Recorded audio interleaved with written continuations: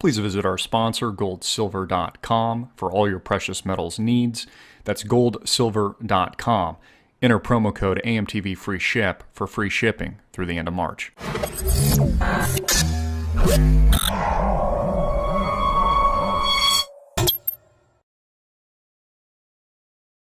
Hey everybody, I'm Christopher Green. You're tuning into AMTV, Alternative Media Television. So things are reaching a real fever pitch in Ukraine, and the images that we're seeing, I don't think we've seen since World War II.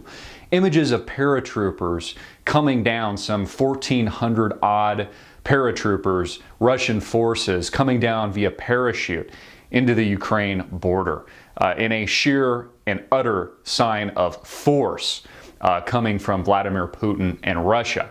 Reports have indicated that up to 80,000 Russian troops are on the border deployed, ready to act at any moment, not just to annex Crimea in what many people in the West is propagandizing as some kind of Russian-driven civil war, when in actuality it has been completely and utterly caused and manufactured by the West.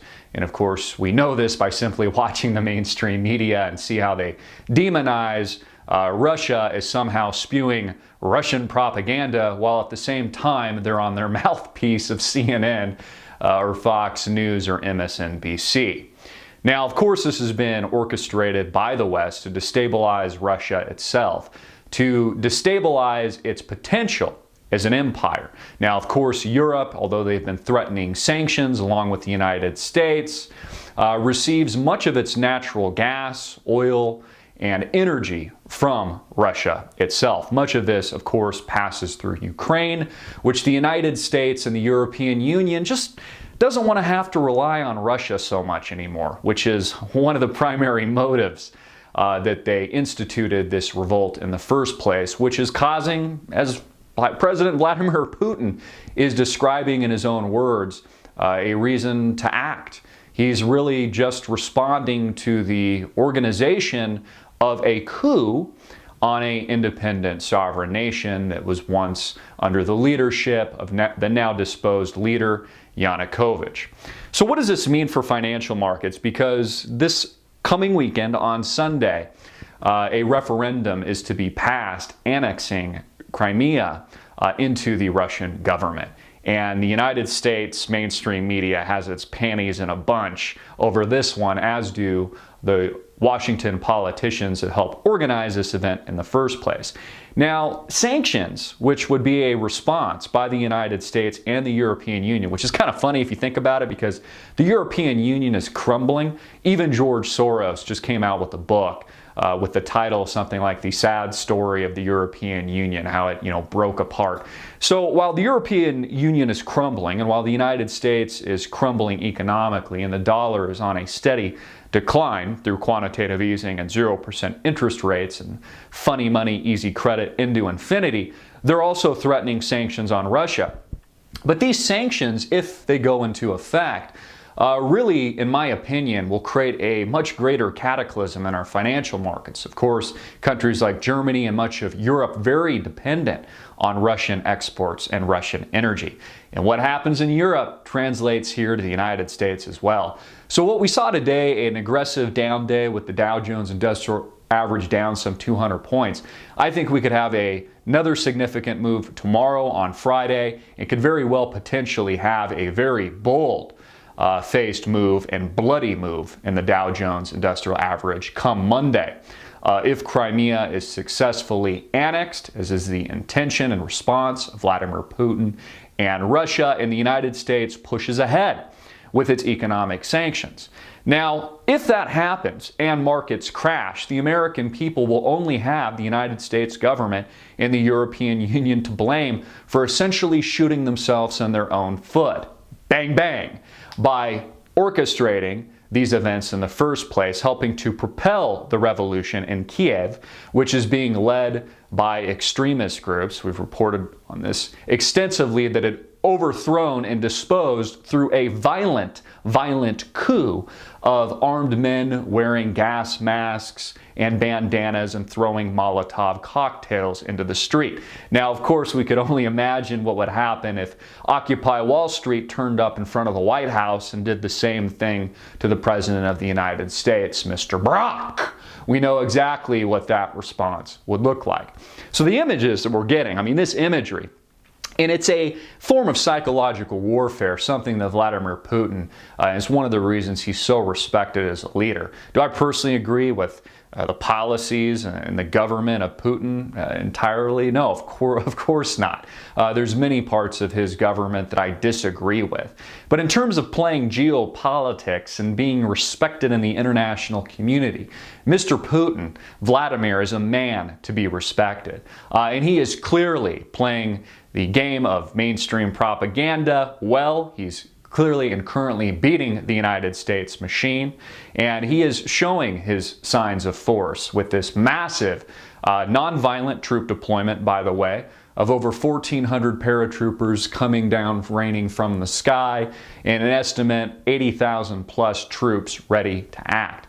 The question is, what will the United States do after sanctions, after an event like this, if Vladimir Putin essentially wins and is able to annex Crimea and maintain his empire?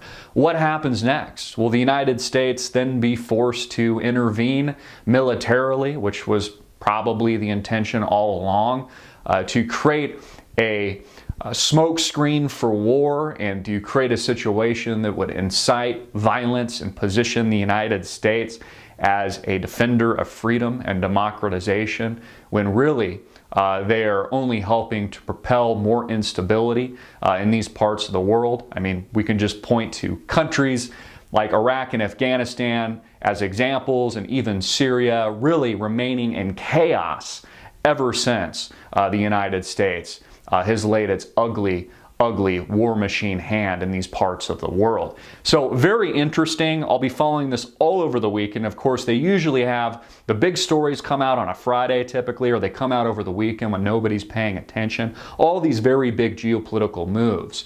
But in summation, I expect that if things play out the way they're looking to play out, we could have very significant volatility in international stock markets.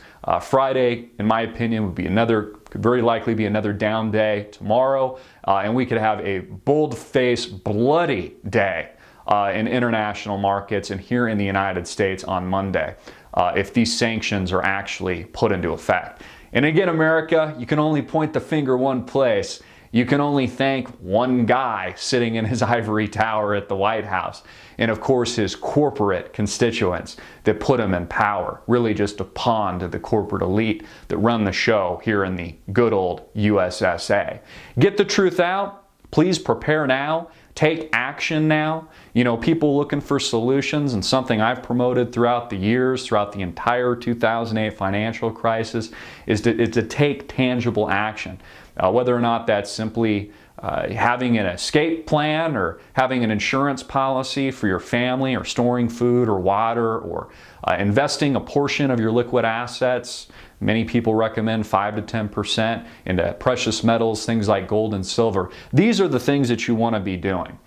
You not only want to be on your tippy toes, but you want to protect your family from the tyranny that is about to be deployed by the United States government, by these corporate forces, by a deteriorating EU, a really joke of the world, a laughing matter that can barely hold itself together, even according to the words of billionaire George Soros, who was largely responsible for the loss of the British currency as the reserve currency, losing some 90% of its value virtually overnight, something that I believe is very much on the horizon here in the United States.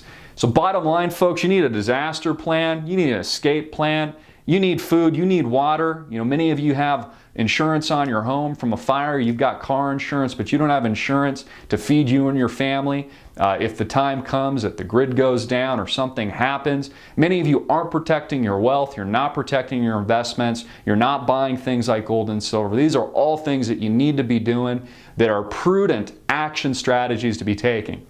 In fact, before posting this video, I was text messaging some of my family and friends and the closest people to me, and I was telling them, you know what, now's the time, guys. Take action now. And I've been, heavily promoting these things for some time now. Thank you so much for tuning in. Stay on your tippy toes. Again, expect a big weekend and expect a potentially very bloody Monday. I'm Christopher Green. Get it out. Make it viral.